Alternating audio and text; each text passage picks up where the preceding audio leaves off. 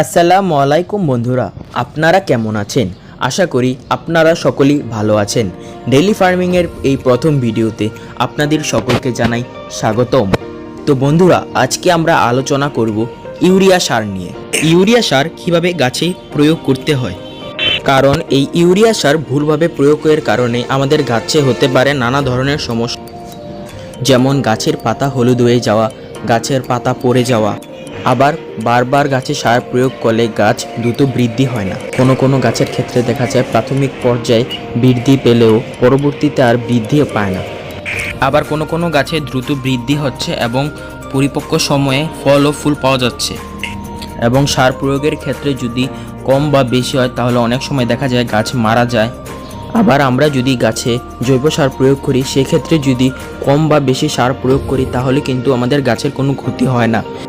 তবে বিশেষ করে রাসায়নিক সার টবের গাছে প্রয়োগ করার আগে আমাদের জেনে নিতে হবে ওই সার কতটুকু, কখন এবং কিভাবে প্রয়োগ করতে হয়। এই সকল বিস্তারিত জানার পর আমাদের টবে সার প্রয়োগ করতে হবে। তো আজকের ভিডিওতে আপনারা জানতে পারবেন আমরা টবের গাছে কিভাবে ইউরিয়া সার প্রয়োগ করব, বা কতদিন পর পর আমরা আমাদের গাছে ইউরিয়া সার প্রয়োগ করতে পারি, বা গাছে কি সমস্যা দেখা দিলে আমরা ইউরিয়া সার প্রয়োগ করব, বা কোন সময় গাছে সার প্রয়োগ করলে ক্ষতি হতে পারে, বা কতটা সার প্রয়োগ করলে আমাদের গাছে কোনো ক্ষতি হবে না। এছাড়াও আজকের ভিডিওর শেষের দিকে আমি আপনাদেরকে বলবো আমার বিভিন্ন ফল ও ফুল গাছে কিভাবে আমি সার প্রয়োগ করি এবং এতে কোনো ধরনের ক্ষতি হয় না।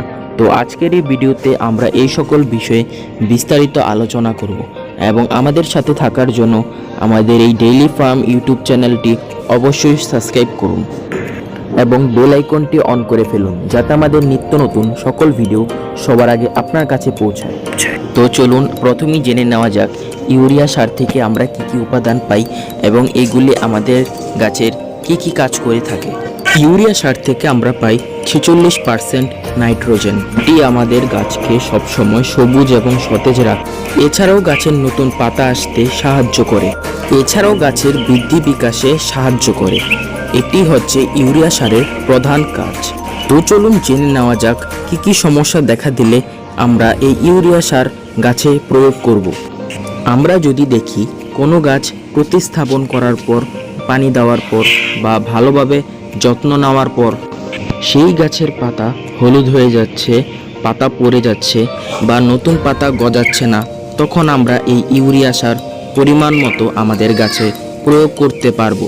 তো চলুন জেনে নেওয়া যাক কোন সময় এই ইউরিয়া সার আমাদের গাছে প্রয়োগ করব এবং কোন সময় প্রয়োগ করব না। আমরা যদি দেখি আমাদের কোনো গাছ সবুজ এবং সতেজ হয়ে আছে কিন্তু সঠিক সময় ফুল ও ফল আসছে না, তখন আমরা এই ইউরিয়া সার গাছে ব্যবহার করব না। তখন ব্যবহার করলে গাছের ফুল ও ফল আসতে আরও অনেক বেশি দেরি হয়ে যাবে। এই কথাটি আমাদেরকে খেয়াল রাখতে হবে। এবং আরও একটি কথা খেয়াল রাখতে হবে, বিশেষ করে গ্রীষ্মকালে যে কোনো প্রকার রাসায়নিক সার আমাদের গাছে প্রয়োগ না করাই উত্তম। প্রচণ্ড গরম বা চড়া রোদে এই রাসায়নিক সার আমাদের গাছে প্রয়োগ করা যাবে না, এতে করে আমাদের গাছ মারা যাওয়ার সম্ভাবনা রয়েছে। পরিমাণ যদি সামান্য কম বা বেশি হয়ে যায় তাহলে আমাদের গাছের ক্ষতি হওয়ার সম্ভাবনা রয়েছে।